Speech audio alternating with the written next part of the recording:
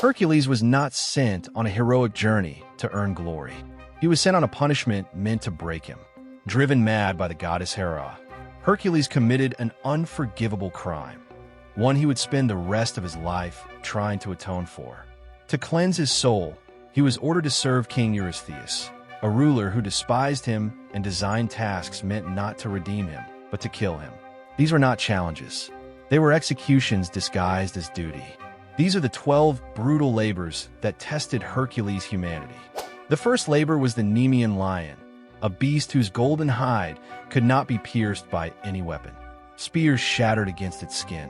Swords were useless. The demigod was forced to confront it with nothing but his strength.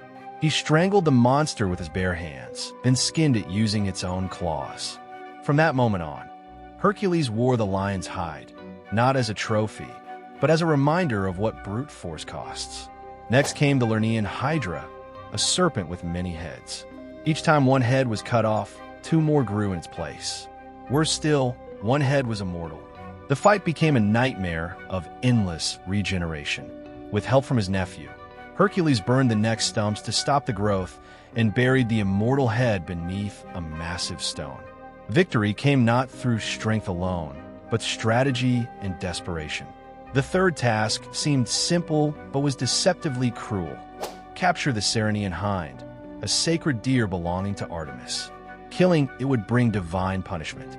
Hercules chased it for an entire year before finally capturing it without harm. This labor tested restraint, something Hercules struggled with more than monsters.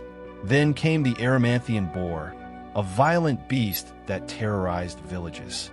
The hero chased it into the mountains, exhausting it in deep snow before binding it alive. When he returned with the creature, King Eurystheus was so terrified he hid inside a bronze jar. Even kings feared what Hercules dragged back from the wild. The fifth labor was humiliation disguised as work. Clean the Augean stables, which had not been cleaned in decades. Instead of submitting to mockery, Hercules rerouted 2 rivers, washing away the filth in a single day. It was clever, and because of that, Eurystheus tried to disqualify it. The labors were never meant to be fair. Next were the Stymphalian birds, metal-feathered creatures that fired razor-sharp plumage like arrows. Hercules used noise to flush them into the air, then shot them down one by one. It was not glorious. It was efficient. Survival demanded adaptation. The seventh labor was to capture the Cretan bull, a raging beast tied to divine punishment. Hercules wrestled it into submission and dragged it across the sea. Power met madness and barely won.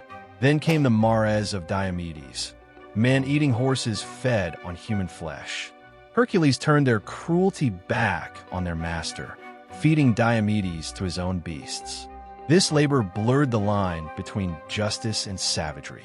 The ninth labor was to retrieve the girdle of Hippolyta, queen of the Amazons.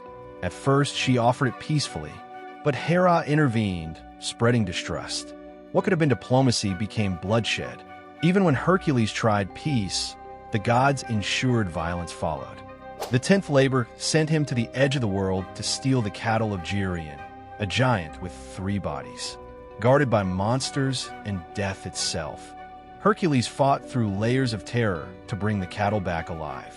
Distance alone was meant to break him. The 11th labor was perhaps the most symbolic: steal the golden apples of the Hesperides, guarded by a dragon that never slept. Hercules briefly held up the sky itself, while Atlas retrieved the apples. For a moment, the weight of the heavens rested on his shoulders, a reminder of the burden he carried every day. The final assignment was the most terrifying of all. Hercules was ordered to descend into the Underworld and bring back Cerberus, the 3-headed guardian of the dead. No weapons, no tricks. He wrestled death itself, dragging Cerberus into the world of the living before returning him to his post.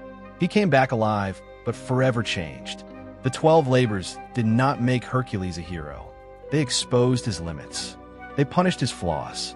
And they proved that even the strongest man alive could suffer, fear, and endure. Which of these labors do you think would have broken you? Let me know in the comments. If you enjoy dark mythology, legendary trials, and ancient stories of survival, Like the video, share it with someone who loves myths, and subscribe to the Myth Zone for more legendary tales.